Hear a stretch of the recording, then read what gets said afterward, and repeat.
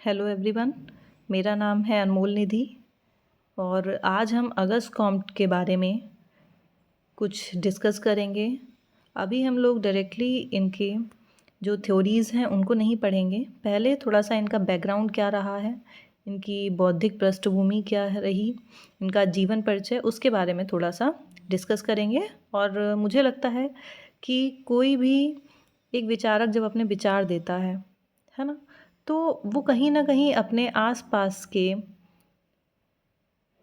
वातावरण से कह सकते हैं हम, या फिर आसपास का जो माहौल होता है उससे कहीं ना कहीं प्रभावित होकर के वो अपने विचारों को, सिद्धांतों को प्रतिपादित करता है, लिखता है, बताता है। ठीक है, तो हम उसी कंटेक्स्ट को, उसी बैकग्राउंड को जानने का आज प्रयास करेंगे कि कॉम्ट ने जो सिद्धांत दिए हैं, ठीक है, वो उसको देने का, उन सिद्धांत के पीछे का कारण क्या रहा है। ठीक है, चलिए शुरू करते हैं। जैसा कि आप फर्स्ट स्लाइड में देख सकते हैं, अगस्त कॉम्ट का जन्म कब हुआ था? 1798 में। ठीक है, हम डेट भी आप इसमें नोट कर सकते हैं, 19 जनवरी। ठीक है, 1798, 19 जनवरी 1798, एंड उनकी डेथ हुई थी 1857 में। ओके, नेक्स्ट आते हैं। जैसा कि आप देख सकते हैं, ये हैं अगस्त कॉम्ट। ओके, इनका अगर पूरा नाम देखें, इनका नाम था Isidore Auguste Marie Francois Xavier Comte. Okay, इनको फादर ऑफ सोशियोलॉजी बोला जाता है, यानी कि समाजशास्त्र का जनक। कॉम्ट ही पहले विचारक थे जिन्होंने सामाजिक चिंतन को वैज्ञानिक रूप देकर समाजशास्त्रीय चिंतन की एक नई परंपरा का आरंभ किया है। ठीक है, हमें पता है समाजशास्त्र एक विषय के रूप में लाने का अगर किसी को श्रेय जाता है तो वो हैं अगस्त कॉम्ट। ठीक है, ये एक फ्रांसीसी विचारक हैं, यहाँ पे आप लिख भी सकते हैं। ठीक है, ये फ्रांस के थे। और फिर अगर हम आगे देखते हैं कि जैसा कि हमने देखा, इन्होंने सर्वप्रथम एक ऐसी सामाजिक विज्ञान की कल्पना की जो दूसरे सामाजिक विज्ञानों से पृथक और स्वतंत्र रहकर सामाजिक व्यवस्था तथा सामाजिक प्रगति का अध्ययन कर सके। ठीक है, इन्होंने ही सबसे पहले ये कल्पना करी कि एक ऐसा विज्ञान होना चाहिए जो अन्य विज्ञानों से स्वतंत्र हो। ठीक है, और वह समाज में जो व्यवस्था है, सामाजिक प्रगति है, इनका अध्ययन कर सके। इसी क्रम में उन्होंने एक ऐसे विज्ञान को नाम दिया था सर्वप्रथम सामाजिक भौतिकी। ये क्वेश्चन बहुत बनता है कि समाजशास्त्र से पहले समाजशास्त्र को अगस्त कॉम्ट ने क्या नाम दिया था? इसको उन्होंने नाम दिया था सामाजिक भौतिकी, यानी कि सोशल फिजिक्स। ठीक है, लेकिन बाद में इसको बदल दिया था क्योंकि इन्हीं के एक समकालीन विचारक थे जिन्होंने सेम नेम को यूज़ करा था, इसलिए इन्होंने इसको बाद में सन 1838 में बदल करके समाजशास्त्र रख दिया। ठीक है, क्लियर? 3 पॉइंट। ठीक है, नेक्स्ट। फिर देखा जाए तो अगस्त कॉम्ट के जो विचार थे वो कहीं ना कहीं, जो फ्रांस की क्रांति हुई थी 1789 में और औद्योगिक क्रांति हुई थी, ठीक है, हमको पता है 1770 से लेकर के 1830 के बीच में जो यूरोप में औद्योगिक क्रांति हुई थी, ठीक है, उन दोनों का ही प्रभाव कॉम्ट के विचारों पर पड़ा। फ्रांस की क्रांति होने से क्या हुआ था कि यूरोप में एक बहुत लंबे समय से जो सामंतवादी व्यवस्था चली आ रही थी वह समाप्त हो गई, है ना। यानी कि जो उस समय का जो टाइम था, तो फ्रांस में एक ऐसी स्थिति थी जिसमें जो चर्च के पादरी होते थे, है ना, उनका बहुत ज़्यादा कह सकते हो प्रभाव रहता था लोगों पर, है ना। वो ये माना जाता था कि वो जो है ईश्वर के बंदे हैं और जो उन्होंने कह दिया बिल्कुल वही सत्य है ना। तो वो पूरा एक सत्ता उनकी चलती थी। लेकिन जब फ्रांस की क्रांति आई जिसमें स्वतंत्रता, समानता की बात कही गई, तो ये जो है फ्रांस की क्रांति के फलस्वरूप उनकी जो सत्ता थी पादरियों की, है ना, वो समाप्त होने लगी। और जो कुलीन वर्ग थे उनके पास जो विशेष अधिकार थे वो समाप्त होने लगे, और जो साधारण लोग थे उनकी शक्ति कहीं ना कहीं बढ़ने लगी, है ना। क्योंकि जो फ्रांस की क्रांति थी वो एक कह सकते हो आम आदमी के द्वारा करी गई थी, है ना, क्योंकि उनके संग में जो शोषण हो रहा था और केवल जो कुलीन वर्ग थे उनके पास में विशेष अधिकार थे, तो उन चीज़ों से कहीं ना कहीं तंग आकर के उन्होंने एक समझ सकते हो कि आप उनकी जो भावनाएं थी वो एक क्रांति के रूप में आई, है ना, और उससे फ्रांस में परिवर्तन आया। और सेम इसी टाइम पे इंग्लैंड में औद्योगिक क्रांति का दौर चल रहा था, है ना, औद्योगिक क्रांति हो रही थी 1770 से लेकर 1830 के बीच में जो इंग्लैंड में औद्योगिक क्रांति हुई, उससे भी यूरोप में बहुत सारे परिवर्तन आए, है ना। एक नया बौद्धिक वर्ग, वहाँ पे बौद्धिक वर्ग का जन्म हुआ। औद्योगिक क्रांति यानी कि उद्योग धंधे लगने स्टार्ट हो गए, है ना, औद्योगिकरण होने लगा, बड़ी बड़ी मशीन्स लग गई, मशीनों के प्रयोग से उत्पादन में एकदम बढ़ोतरी हो गई, है ना। भाई एक व्यक्ति, अगर कोई इंसान किसी काम को करेगा तो वो एक लिमिट में ही तो चीज़ बना पाएगा। किसी भी फैक्ट्री में अगर कोई व्यक्ति है तो वो ज़्यादा चीज़ें बना पाएगा, और वहीं कोई व्यक्ति जो अपने घर में जो कुटीर उद्योग कर रहा है या परंपरागत जो भी व्यवसाय है वो उसी में लगा हुआ है ना, और उसको वो अपने आप कर रहा है, तो उससे उत्पादन कम होगा। और फैक्ट्री में अगर मशीन्स लगी हैं तो उनमें उससे उत्पादन ज़्यादा होगा। तो औद्योगिक क्रांति से उत्पादन बहुत तेज़ी से बढ़ा मशीनों के प्रयोग से। वहीं जो कुटीर उद्योग थे, है ना, उनका पतन होने लगा, बेरोजगारी बढ़ी, लोगों ने नगरों की ओर उन्होंने प्रवास करना स्टार्ट कर दिया, तो नगरीय जनसंख्या बढ़ गई। नगरों में तो लगेंगे उद्योग, कारखाने जो स्टार्ट होंगे, फैक्ट्रीज लगेंगी, नगरों में लगेगी, तो जनसंख्या गांव से कहाँ नगरों में भागने लगी, तो नगरीय जनसंख्या में तेज़ी से वृद्धि होने लगी, और लगभग सामाजिक जीवन के सभी पक्षों में परिवर्तन होने स्टार्ट हो गए। ठीक है, सभी चीज़ों में चेंजेस आने लगे फ्रांस की क्रांति और औद्योगिक क्रांति की वजह से। अब क्या हुआ, तो ये जो दोनों क्रांति हुई उससे जो आर्थिक, सामाजिक और राजनीतिक व्यवस्था थी उसमें कहीं ना कहीं परिवर्तन होने लगे फ्रांस की। यानी कि फ्रांस की जो अर्थव्यवस्था थी वो बदल रही है, ठीक है, सामाजिक स्थिति कहीं ना कहीं बदल रही है क्योंकि बौद्धिक वर्ग का उदय हो गया है। राजनीतिक व्यवस्था बदल गई, क्यों, पहले चर्च का सब जगह कंट्रोल होता था, अब वो कंट्रोल धीरे धीरे खत्म होने लगा। ठीक है, तो लगातार जो है उनकी आर्थिक, सामाजिक और राजनीतिक व्यवस्था में परिवर्तन होने लगे। अब जब कोई चीज़ बदल रही है ना, सोसाइटी में चेंज आ रहा है, तो उससे कुछ प्रॉब्लम्स भी आएंगी। ठीक है, तब समाज में क्या हुआ, जब ये सारी चीज़ें हो रही थी, अब नई नई समस्याएं भी उत्पन्न होने लगीं, जिनका निराकरण वैज्ञानिक चिंतन के द्वारा ही किया जा सकता था, है ना। अब जो प्रॉब्लम्स आ रही हैं उनको सॉल्यूशन भी तो चाहिए हमको।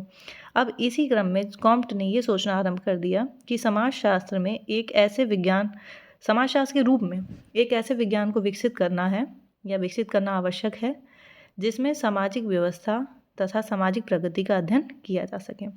यानी कि कॉम्ट ने अब यह सोचा कि ये जो सारा परिवर्तन हो रहा है सोसाइटी में, फ्रांस में जो भी चेंजेस आ रहे हैं, इससे समस्याएं उत्पन्न हो रही हैं। अब इन समस्याओं को सुलझाने के लिए एक क्या होना चाहिए, एक कोई विषय होना चाहिए जो वैज्ञानिक रूप से इन समस्याओं का अध्ययन करे और फिर उनका सॉल्यूशन दे। तब उन्होंने एक समाजशास्त्र एक विषय के रूप में सोचा था जो समाज में जो भी समस्याएं आ रही हैं, समाज में जो कुछ भी है, इनका अध्ययन करे वो। ठीक है, जिसमें इन्होंने क्या, सामाजिक व्यवस्था यानी कि समाज में जो भी व्यवस्थाएं बनाने वाले जो भी इंस्टीट्यूशंस हैं उनका अध्ययन करे, प्लस सामाजिक प्रगति का अध्ययन करे, यानी कि समाज में जो भी चेंजेस आ रहे हैं उनका भी अध्ययन करे। ठीक है, तो अगर हमने एक कॉम्ट की परिभाषा पढ़ी हो तो उन्होंने समाजशास्त्र की परिभाषा भी दी है कि समाजशास्त्र क्या है, सामाजिक व्यवस्था और सामाजिक प्रगति का अध्ययन करने वाला विज्ञान।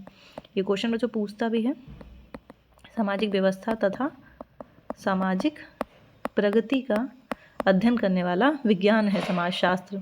ठीक है, अब इसके साथ ही उन्होंने इस बात पर भी बल दिया कि सामाजिक व्यवस्था और प्रगति का अध्ययन केवल कल्पना या कुछ सिद्धांतों के आधार पर नहीं करना है। यानी कि ऐसा नहीं हम केवल सोचें और जो हमारे थॉट्स आ रहे हैं हम बस उसी के आधार पर सिद्धांत बना दें, नहीं, बल्कि उन्होंने कहा कि इसके लिए सामाजिक घटनाएं जो भी घटित हो रही हैं समाज में, उनको हम केवल अपनी कल्पना के आधार पर नहीं उनको हम लिख देंगे उठा करके, बल्कि उनका प्रत्यक्ष अवलोकन करेंगे। ठीक है, क्या क्या उन्होंने बोला, अवलोकन यानी कि जो भी घटनाएं घटित हो रही हैं उनको ध्यान से देखेंगे, अवलोकन मतलब देखना। ठीक है, उनका परीक्षण करेंगे, ठीक, तथा वर्गीकरण।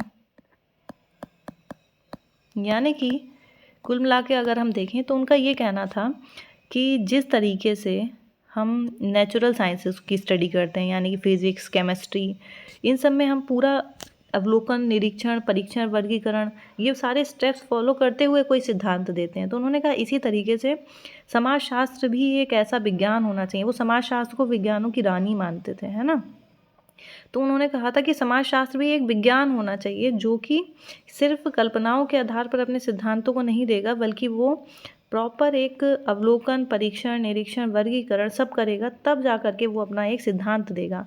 यानी कि पूरी रैशनैलिटी वो चाहते थे इस विज्ञान में। ठीक है, तो इस तरीके से उन्होंने एक विषय को लेकर आए वो, ठीक है, समाजशास्त्र के रूप में। आई होप इतना समझ में आया होगा। ये तो था बैकग्राउंड कि कॉम्ट ने समाजशास्त्र विषय क्यों बनाया, या समाजशास्त्र को एज अ विज्ञान, एज अ साइंस उन्होंने क्यों इंट्रोड्यूस कराया 1838 में। ठीक है, तो उसके रीजंस क्या हो गए, एक आपकी फ्रांस की क्रांति और दूसरा आपकी औद्योगिक क्रांति। दोनों के ही कारण जो समाज में परिवर्तन हो रहे थे, फ्रांस में जो सामाजिक, आर्थिक, राजनीतिक परिवर्तन हो रहे थे, उनमें और उनसे जो समस्याएं उत्पन्न हो रही थी, उन समस्याओं के समाधान के लिए कहीं ना कहीं वो ये चाहते थे कि एक ऐसा विषय होना चाहिए, एक विज्ञान होना चाहिए जो इन समस्याओं को अवलोकन, परीक्षण, वर्गीकरण के आधार पर सुलझाए, यानी कि समाज में जो व्यवस्था और प्रगति है, ठीक है, उसका अध्ययन करें। आई होप क्लियर हुआ होगा। ध्यान से सुनोगे, बिल्कुल बहुत ईजी है। ठीक है, नेक्स्ट पॉइंट देखते हैं हम लोग, इसके आगे बढ़ते हैं। ये तो हो गया इनके समाजशास्त्र विषय को लाने का कारण, या एक विषय जो इन्होंने सोचा था उसके आने का कारण। अब थोड़ा सा बैकग्राउंड कॉम्ट का देखते हैं, कॉम्ट का जीवन परिचय जिसे हम बोल सकते हैं कि उनका जीवन कैसे रहा था। ठीक है, जैसे कि हमने देखा कि जो कॉम्ट हैं उनका जन्म हुआ था 1798 में। ठीक है, 1798। बच्चों इसमें कंफ्यूज नहीं होना, ये इनका जन्म था जो कि 1798 में हुआ था। फ्रांस की क्रांति हुई थी 1789 में, यानी कि इनके जन्म से 10 साल पहले फ्रांस की क्रांति हो चुकी थी। ठीक है, लेकिन क्रांति की वजह से प्रभाव तो बाद तक रहेगा ना। ठीक है, तो वही उसी प्रभाव की वजह से इन्होंने बाद में विषय दिया था 1838 में। ये सन याद रखनी है ना। अगर आप पीजीटी वगैरह का एग्ज़ाम देते हैं तो उसमें ये इम्पॉर्टेंट है ना, उसमें डायरेक्टली आपको ये जो सन है ये पूछ ली जाती हैं। इसलिए ये 1798 में इनका बर्थ है, 1789 में फ्रांस की क्रांति हुई थी, और इन्होंने जो समाजशास्त्र नाम दिया था वो था 1838 में, 1838 में। ठीक है, अब देखते हैं कि ये जो है इनका जन्म 1798 में फ्रांस में हुआ था, जैसा कि हमें पता है। इसके बाद में इनका जो माता पिता थे वो एक कैथोलिक धर्म को मानने वाले थे, है ना, कैथोलिक क्रिश्चियन थे वो लोग, जिस वजह से काफ़ी हद तक कॉम्ट के जीवन पर भी कैथोलिक धर्म की जो शिक्षाएं थीं उनका प्रभाव पड़ा। लेकिन बाद में जो, क्योंकि हमें पता है 2 धर्म थे ना, क्रिश्चियंस में 2 होते हैं, कैथोलिक और प्रोटेस्टेंट। तो जो कैथोलिक धर्म को मानने वाले लोग होते हैं वो थोड़े से रूढ़िवादी होते हैं, उसमें रूढ़िवादी विचार हैं इस धर्म में। ठीक है, तो उन्होंने देखा कि ये जो कैथोलिक धर्म के जो कट्टर आचरण हैं, है ना, जो भी इनके विचार हैं, तो उन्होंने इन सब चीज़ों का विरोध करना बाद में आरंभ कर दिया था। ठीक है, ये इसका थोड़ा सा प्रभाव इनके बाद में जो सिद्धांत हैं उनमें भी देखने को मिलता है हमें। अब हम देखते हैं कि कॉम्ट का जो जीवन था फिर आगे कैसे बढ़ा, इन्होंने कहाँ स्टडी करी। तो Comte was a student of natural sciences, है ना, नेचुरल साइंसेस यानी कि प्राकृतिक विज्ञानों के स्टूडेंट रहे हैं ये, यानी कि जो मैथ्स, फिजिक्स, केमिस्ट्री हम जो पढ़ते हैं इन्हीं को प्राकृतिक विज्ञान बोला जाता है। तो ये इनमें काफ़ी ब्रिलियंट थे, है ना, और इनकी जो स्टडी थी उन्होंने बाद में जो इकोल पॉलीटेक्निक स्कूल था पेरिस में, वहाँ पे इन्होंने एडमिशन लिया था, और वहाँ पे ये मैथ्स वगैरह पढ़ते थे। He was very brilliant at mathematics.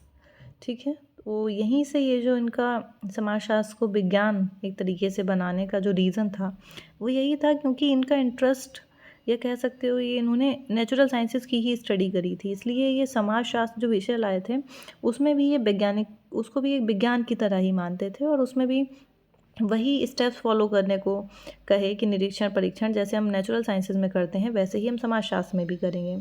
ठीक है, और इनका यहाँ पे ये मानना था कि जिस तरीके से नेचुरल साइंसेस में लॉज होते हैं, जैसे कि हम फिज़िक्स में पढ़ते हैं गुरुत्वाकर्षण का नियम, गति के नियम, है ना, हम लोगों ने इतना तो पता होगा ना कि हाँ, ऊपर से कोई फल गिरा, है ना, या कोई भी वस्तु हम गिराते हैं तो वो नीचे ज़मीन पे क्यों गिरती है, गुरुत्वाकर्षण के कारण, है ना, कहीं ना कहीं पृथ्वी में जो है उसको खींचती है अपनी तरफ। लॉ ऑफ मोशन, कि हमें पता है किसी चीज़ को हम ऐसे फेंकेंगे, किसी को बांध के घुमाएंगे तो ऐसे ही घूमेगी।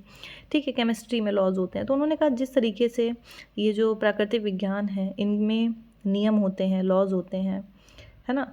और उसमें वो लोग किसकी स्टडी करते हैं, किसी पदार्थ की, जो फिजिक्स केमिस्ट्री है किसकी, मैटर की स्टडी करते हैं, यानी कि पदार्थ का इसमें अध्ययन होता है ना। पदार्थ यानी कि कोई भी चीज़। तो इन्होंने कहा जैसे इसमें हम स्टडी करते हैं मैटर की, ठीक वैसे ही एक ऐसा साइंस होना चाहिए जो किसकी स्टडी करे, ह्यूमन बिहेवियर की। ठीक है, यहाँ पे आप लिख लो किसकी स्टडी, ह्यूमन, यानी कि व्यक्ति का जो व्यवहार है ना, वो कैसा व्यवहार कर रहा है समाज में, उसकी स्टडी करे, ह्यूमन बिहेवियर की स्टडी। ठीक है, तो इन्होंने कहा था जैसे ये नेचुरल साइंसेस पदार्थ की स्टडी करते हैं, वैसे ही एक ऐसा साइंस होना चाहिए जो ह्यूमन बिहेवियर की स्टडी करे, है ना। और इनका ये मानना था कि ह्यूमन बिहेवियर की स्टडी करना ज़्यादा कठिन है। क्यों? क्योंकि ह्यूमन बिहेवियर क्या है, व्यक्ति का जो व्यवहार है वो क्या है, वो समय के साथ में बदलता रहता है, मैटर इतना जल्दी चेंज नहीं होता है। इन्होंने कहा कंपैरिजन टू मैटर, ठीक है, एक मैटर की स्टडी करने से ज़्यादा कठिन है ह्यूमन बिहेवियर की स्टडी करना, क्योंकि ह्यूमन बिहेवियर लगातार बदलता रहता है। ठीक है, तो ये चीज़ इन्होंने कही थी। फिर इसके बाद में जैसा कि हमने देखा कि ये इकोल पॉलीटेक्निक स्कूल जो था पेरिस में, उसमें इन्होंने एडमिशन लिया था, वहाँ के स्टूडेंट थे, तो वहीं से ये पॉलिटिक्स में कहीं ना कहीं थोड़ा सा इन्वॉल्व होने लगे, पॉलिटिक्स में काफ़ी एक्टिव रहे। इनके पिता भी चाहते थे कि हाँ ये एक जो है पॉलिटिक्स ज्वाइन करे, एक पॉलिटिशियन बने। फिर इन्होंने क्या करा, वहाँ पे उन सब चीज़ों में इंडल्ज रहे, है ना, काफ़ी कुछ सीखा। फिर वहाँ से जब ये निकले उस स्कूल से, कॉलेज से बाहर आए, तो उसके बाद में ये सेंट साइमन के संपर्क में आए। सेंट साइमन, क्योंकि सेंट साइमन भी ह्यूमन बिहेवियर की स्टडी में काफ़ी दिलचस्पी रखते थे, और कहीं ना कहीं कॉम्ट भी उन चीज़ों से प्रभावित हुए, है ना। कॉम्ट का गुरु भी कहा जाता है सेंट साइमन को, क्योंकि कुछ विचार कॉम्ट ने जो है वो सेंट साइमन से ग्रहण किए हैं, सेंट साइमन के विचारों को आगे बढ़ाया है थोड़ा, है ना। ऐसा नहीं कह सकते हैं कि 100% सेंट साइमन से ये प्रभावित थे, कुछ इनके खुद के थॉट्स नहीं थे, ऐसा नहीं है। उनके खुद के भी जो इंटरेस्ट था वो सेंट साइमन के कहीं ना कहीं इंटरेस्ट से मैच करा, और उन्हीं की चीज़ों को उन्होंने बाद में आगे बढ़ाया। ठीक है, इन्होंने साथ में काफ़ी सारे सेमिनार करे, जर्नल काफ़ी प्रकाशित करे साथ में मिल करके, है ना, काफ़ी कुछ सेंट साइमन और कॉम्ट ने किया। लेकिन फिर इनके बीच में एक डिबेट हो गई किसी चीज़ को लेकर के, क्योंकि एक वो प्रकाशित हुआ था, कुछ लेख आया था, प्रकाशित हुआ था, उसमें उसको जो है सेंट साइमन ने अपने नाम से प्रकाशित किया था उसको, है ना। और कॉम्ट का बाद में कहना था कि नहीं ये मैंने लिखा था और इन्होंने अपने नाम से प्रकाशित किया, जिस वजह से उनके बीच में थोड़ा सा डिबेट हुआ था। फाइनली अभी कुछ मतलब क्लियर नहीं है अभी भी, ठीक है, लेकिन ऐसा था कि हाँ उनके बीच में उस चीज़ को लेकर के थोड़ा सा डिबेट हुआ, लड़ाई झगड़ा हो गया, जिस वजह से वो अलग हो गए, है ना। फिर क्या हुआ, कॉम्ट की इकोनॉमिक कंडीशन, थोड़ी सी आर्थिक स्थिति ख़राब होने लगी वहाँ से। फिर उन्होंने जो इकोल पॉलिटेक्निक स्कूल था वहीं पे एज अ लेक्चरर ज्वाइन किया, और वहाँ पे लेक्चर्स लेने लगे, क्योंकि मैथमेटिक्स में काफ़ी अच्छे थे ये, तो वहाँ पर उसके ज़रिए इनकी आजीविका चलने लगी, है ना। और उसके अलावा ये बाहर जो है ह्यूमन बिहेवियर, नेचर, है ना, और सोसाइटी, इन सब से रिलेटेड काफ़ी सारे जो है ये सेमिनार्स वगैरह करते रहते थे, बाकी कॉलेज में अपना पढ़ाते थे। ठीक है, तो इस तरीके से इनका थोड़ा सा आजीविका चलने लगी। ये क्या कहते थे, a new science of human nature, यानी कि जो इनका ये कहना था कि जो एक ऐसी साइंस जो ह्यूमन नेचर से रिलेटेड हो, है ना, उन सब चीज़ों के विचारों को ये अपने लेक्चर्स में रखते थे। Okay, because he was a brilliant mind, है ना, ये बहुत ही शार्प माइंडेड थे। जैसे कि हमें पता है कि मैथ्स, फिजिक्स, केमिस्ट्री में काफ़ी अच्छे रहे थे, है ना, बहुत ज़्यादा एक रैशनल तरीके से सोचते थे, रैशनैलिटी थी, तो इस वजह से मतलब काफ़ी ब्रिलियंट माइंडेड पर्सन थे। तो लोग जो थे, ये जो लेक्चर्स जो है डिलीवर करते थे या जो लेक्चर्स देते थे, उनको सुनने के लिए बहुत से लोग आते थे, है ना। और बहुत कह सकते हैं एक जो काफ़ी फेमस लोग कह सकते हैं, है ना, वो लोग इनके लेक्चर्स को अटेंड करने आते थे। लेकिन इनकी जो कैपेबिलिटी थी, यानी कि इतना ब्रिलियंट थे, और उनकी जो इकोनॉमिक कंडीशन थी, कहीं ना कहीं उनके बीच में काफ़ी गैप था, क्योंकि जितना ये कैपेबिलिटी थी, ये जितना ब्रिलियंट थे, उस हिसाब से इनकी इकोनॉमिक कंडीशन बहुत ख़राब थी, है ना, जिस वजह से काफ़ी ये फ्रस्ट्रेटेड भी हो गए थे, फ्रस्ट्रेशन हो गया था। बाद में भी हम देखेंगे कि इनकी मानसिक स्थिति भी थोड़ी सी ख़राब हो गई थी, है ना। तो अब यहाँ पे जो ये लेक्चर्स देते थे उसमें केवल ऐसा नहीं है कि फ्रांस के ही लोग इनको सुनते थे, बाहर से भी लोग आते थे इनके लेक्चर्स को सुनने, इनके जो विचार थे, ये जो बातें बताते थे समाज के बारे में, सोसाइटी के बारे में, ह्यूमन बिहेवियर के बारे में, है ना, उन सब चीज़ों को सुनने के लिए बाहर से भी लोग आते थे। और ये फ्रांस में इतने फेमस नहीं थे जितनी पॉपुलैरिटी या जितना फेमस ये बाहर की जगह थे, दूसरी जगहों पे जितने फेमस थे, है ना। अब क्या होता है इनको, जैसे कि अगर हम देखें कि इनको इनके जो लेक्चर सुनने आते थे उनमें से एक व्यक्ति हैं, इनका नाम है अलेक्जेंडर हम्बोल्ट। ठीक है, सर्च करना चाहूँ तो इनके बारे में, अलेक्जेंडर वॉन हम्बोल्ट। ठीक है, ये एक जर्मन ज्योग्राफर थे, है ना।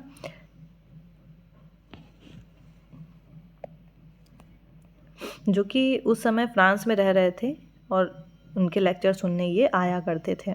इसके अलावा दूसरा जे.एस. मिल, वो भी इनसे काफ़ी प्रभावित है। जे.एस. मिल का नाम सुना होगा, है ना। जे.एस. मिल इनके काफ़ी प्रशंसक थे।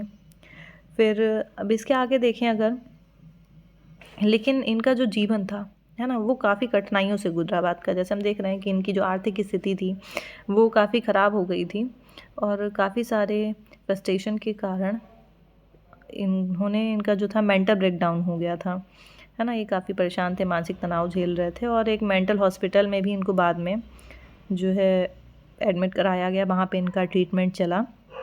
पर इन्होंने आधे में ही अपना ट्रीटमेंट छोड़ करके ये वहाँ से चले गए। ठीक है, फिर इसके बाद में इन्होंने दोबारा से लेक्चर्स वगैरह लेना स्टार्ट किया और हम आगे अभी थोड़ा सा इनके बारे में और डिस्कस करेंगे। इसमें हम देखेंगे कि इनकी जो वाइफ थी, है ना, उससे इनका डिवोर्स हो गया था। इनकी वाइफ के संग में इनका बहुत ज़्यादा कह सकते हैं एक अच्छा संबंध नहीं था, जिसकी वजह से भी ये थोड़ा सा परेशान रहते थे। फिर बाद में उसे डिवोर्स हो जाता है एंड फिर से ये जो है उनको किसी से कोई पसंद आ जाती हैं, ठीक है, लेकिन उसके बाद में मृत्यु हो जाती है। तो कहीं ना कहीं ये जो दोबारा से प्यार में पड़ जाते हैं, कोई पसंद आता है इन्हें, उनके विचारों का भी इनके ऊपर काफ़ी प्रभाव पड़ा है। हम देखेंगे कि जो पहले ये बिल्कुल रैशनल हुआ करते थे, एक रैशनल तरीके से सोचते थे, ना, तार्किक, हर चीज़ में बिल्कुल एकदम, जो हम प्रत्यक्षवाद भी पढ़ेंगे, इनका प्रत्यक्षवाद का सिद्धांत, पॉजिटिविज्म जिसे हम कहते हैं, कि हर चीज़ को निरीक्षण, परीक्षण, अवलोकन इन्हीं के द्वारा, है ना, देखना। तो बाद में वो थोड़ा सा चेंज हो गए इनके वो विचार, जब ये दोबारा से प्यार में पड़े। उनके जो वो लेडी थी उनके विचारों का प्रभाव भी इनके ऊपर पड़ेगा। ठीक है, नेक्स्ट स्लाइड में देखते हैं। आई होप समझ में आया होगा इनका बैकग्राउंड। उसके बाद में जो 1824 में कैरोलिन मैसिन के साथ में इनका विवाह हुआ था, लेकिन उनके संग में इनके संबंध बहुत ज़्यादा अच्छे नहीं थे। ठीक है, उसके बाद में फिर आगे बढ़ते हैं और ये अपने जो है बाकी चीज़ों में काफ़ी बिजी हो जाते हैं। फिर जब, क्योंकि उनसे इनकी बनती नहीं थी ज़्यादा, तो ये अपना लेखन, पठन पाठन में, इन सब चीज़ों में ज़्यादा बिजी हो जाते हैं। ठीक है, फिर आर्थिक साधन और प्रसिद्धि प्राप्त करने के लिए 1826 से विभिन्न विषयों पर इन्होंने आख्यान देने, यानी कि वही अपना जर्नल वगैरह प्रकाशित करना और अलग अलग थ्योरीज देना, ये सब चीज़ें इन्होंने प्रारंभ करी। और उसी दौरान इन्होंने जो पॉजिटिविज़्म, जिसे हम पढ़ेंगे प्रत्यक्षवाद, ठीक है, उसकी रूपरेखा भी प्रस्तुत करी, जिससे बाद में समाजशास्त्र के लिए एक बहुत बड़े योगदान के रूप में देखा जाता है इनके। पॉजिटिविज़्म, इसको हम डिटेल में देखेंगे कि पॉजिटिविज़्म क्या होता है, प्रत्यक्षवाद। यहाँ थोड़ा सा हम बता देते हैं।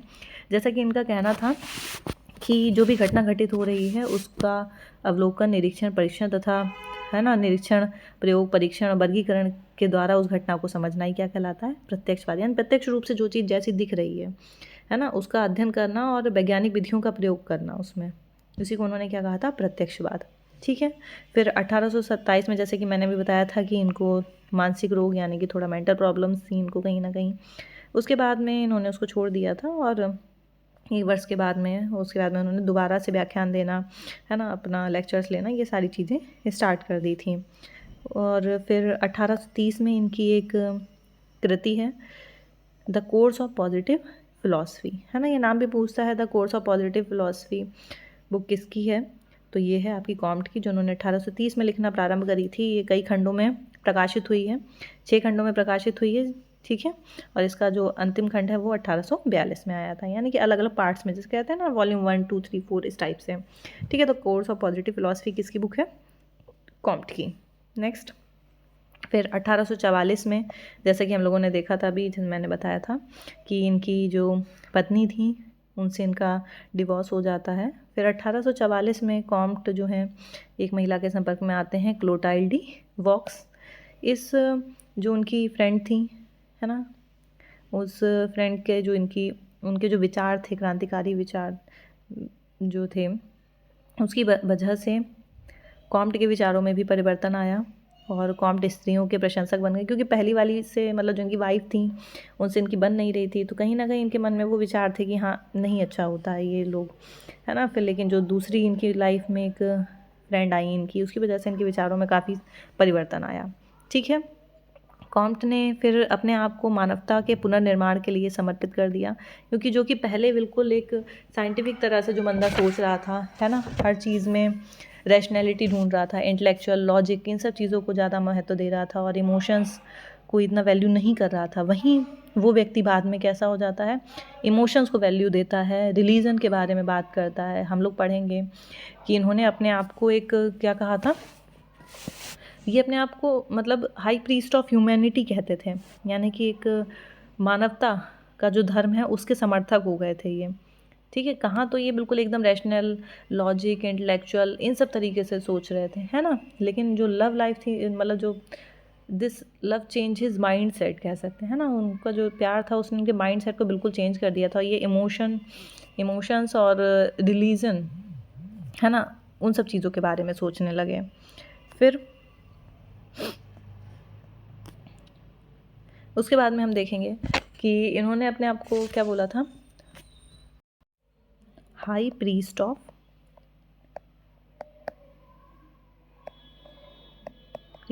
ह्यूमैनिटी, मानवता, है ना। ठीक है, और फिर इसके बाद में इन्होंने एक बाद के फेज़ में एक और बुक लिखी है, पॉजिटिव पॉलिटी।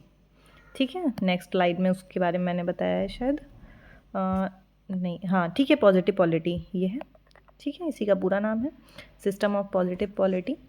तो इन्होंने ये कहीं ना कहीं ये जो बाद वाला फेज़ था उनका डिवोर्स और वो सारी चीज़ें होने के बाद का जो फेज़ था, तो जब ये रिलीजियस हो गए थे, थोड़ा सा इमोशंस इनमें आ गए थे, तब इन्होंने ये बुक लिखी थी, पॉजिटिव पॉलिटी। ठीक है, पूछता भी है नाम कि किसकी बुक है, तो आपको ध्यान रखना है कॉम्ट की बुक है।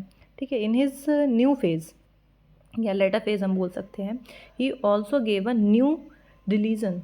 ठीक है, इन्होंने एक नया धर्म कह सकते हैं दिया था। ठीक है, किसके, नए धर्म, ऐसे लिखो, नए धर्म की बात करी इन्होंने। क्या धर्म, जो कि एक जो मॉडर्न इंडस्ट्रियल सोसाइटी थी उस समय की, यानी कि जो आधुनिक औद्योगिक सोसाइटी थी, उन्होंने कहा था उसमें ये धर्म एग्जिस्ट करेगा, जिसको उन्होंने क्या नाम दिया था, रिलीजन ऑफ ह्यूमैनिटी। ठीक है, ये पूछता भी है, रिलीजन ऑफ ह्यूमैनिटी, मानवता का धर्म, हिंदी में लिख लो आप लोग चाहो तो। इन्होंने कहा था ये जो मानवता का धर्म है, ये जो मॉडर्न इंडस्ट्रियल सोसाइटी है इसमें एग्जिस्ट करेगा। ठीक है, and he claimed himself the high priest of humanity. ठीक है, ये सब चेंजेस कब हुए, जब इनकी लाइफ में क्लोटाइल्डी वॉक्स आई। ठीक है, फिर मानवता के धर्म जो हम लोगों ने बताया। ठीक है, रिलीजन ऑफ ह्यूमैनिटी को स्थापित करने के लिए कॉम्ट ने परस्पर विरोधी विश्वासों तथा आचरणों का समन्वय करने और उसमें एकीकरण स्थापित करने पर बल देना आरंभ किया। स्त्रियों को प्रेम का प्रतीक माना और सामाजिक पुनर्निर्माण की योजना में उन्होंने स्त्रियों को नैतिक शक्ति का संचालन करने वाला प्रमुख माध्यम मान लिया। ठीक है, फिर स्पष्ट होता है कि कॉम्ट ने जो विचार प्रस्तुत किए वे इससे पहले लिखी गई पुस्तक पॉजिटिव फिलॉसफी के विचारों से बिल्कुल अलग थे, यानी कि पॉजिटिव पॉलिटी में उन्होंने जो बात करी और पॉजिटिव फिलॉसफी में जो बात करी थी वो दोनों ही काफ़ी अलग अलग थी, जिस कारण से जॉन स्टुअर्ट मिल और लिटेर, जो कि उनके काफ़ी कह सकते हैं समर्थक थे, उनके प्रशंसक थे, वो इस पुस्तक को पढ़ करके काफ़ी निराश हुए, क्योंकि उनका कहना था कि जो कॉम्ट का बौद्धिक जीवन था उसका क्या हो गया है, पतन हो गया, यानी कि वो एकदम जो लॉजिकल बातें करते थे, जो रैशनल बातें करते थे, वो कहीं ना कहीं बदल गई हैं, वो ख़त्म हो गई हैं। ठीक है, जो एक लाइन भी कही है कि प्रत्यक्षवाद का जो इतना बड़ा समर्थक था, है ना, वो कहीं ना कहीं अपने प्रत्यक्षवाद के मार्ग से भटक गया है, यानी कि जो साइंटिफिक चीज़ों को वो देखते थे, वो लॉजिकल चीज़ों को ज़्यादा महत्व देते थे, वो सारी चीज़ें उनकी ख़त्म हो गई हैं। इसीलिए उन्होंने कहा है कि कॉम्ट के जीवन, जो बौद्धिक जीवन था उसका पतन उन्होंने मान लिया उसको। ठीक है, आई होप समझ में आया होगा ये सारा का सारा बैकग्राउंड। इसके बाद में हम कॉम्ट ने जो सिद्धांत दिए थे, ठीक है, उनके बारे में स्टडी करेंगे, जैसे कि और इनकी जो बुक्स आई हैं सारी वो सब पढ़ेंगे। जैसे इन्होंने जो प्रत्यक्षवाद बताया था, है ना, प्रत्यक्षवाद का जनक भी इनको बोलते हैं, फादर ऑफ क्या बोलेंगे इसको, पॉजिटिविज्म। ठीक है, प्रत्यक्षवाद। तो इसके बारे में हम पढ़ेंगे, इनका क्या सिद्धांत है प्रत्यक्षवाद। फिर इन्होंने एक बताया है हायरार्की ऑफ साइंसेज, यानी कि विज्ञानों का संस्तरण, जिसमें इन्होंने जो समाजशास्त्र है उसे विज्ञानों की रानी माना है। ठीक है, तो विज्ञानों के संस्तरण के बारे में पढ़ेंगे। उसके बाद में इन्होंने एक मानव के बौद्धिक विकास का त्रिस्तरीय नियम दिया है। ठीक है, यानी कि उन्होंने बताया है कि व्यक्ति का विकास कैसे 3 स्तरों से होते हुए आगे बढ़ता है। ठीक है, वो सिद्धांत दिया है, काफ़ी इंपॉर्टेंट है। ये सारे सिद्धांत हम दूसरी वीडियो में कवर करेंगे। ये वीडियो पूरी की पूरी कॉम्ट के जीवन से संबंधित रही है। ठीक है, उनका जीवन परिचय, उनका जो उन्होंने बुक्स लिखी हैं, उनके पीछे का रीज़न क्या था, ये सारी चीज़ें हमने इसमें क्लियर करी हैं। ठीक है, आई होप समझ में आया होगा। और कहीं कुछ नहीं समझ में आता है तो please comment. Okay, I will try to explain you. Okay, and now thank you, God bless you all.